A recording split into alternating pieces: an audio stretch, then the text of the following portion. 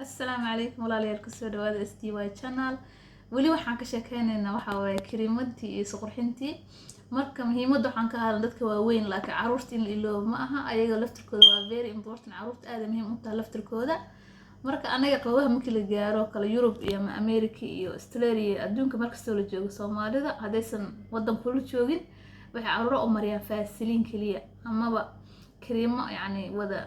aan aad ciyalka ugu soo baxaynin ugu nuurin minaha oo jirka yani waxba ka bedeleen qurxineen ama daraayka ilaalinin marka aniga waxa waaye wax badan aan kiriim baraaweynay ma sha Allah oo kiriimada caruurta ah ama faasiliin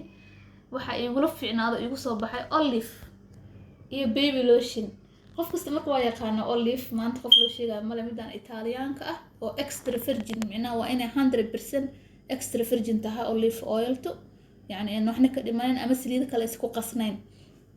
baby lotion kana waa naqaana baby lotion ka asoo Ingiriis ah jiro asoo company kala jiro laakiin baby lotion ka Johnson ka waxa ugu fiican midka Italiaanka waaye soo kan Italiaanka iyo olive cunugaas ugu darto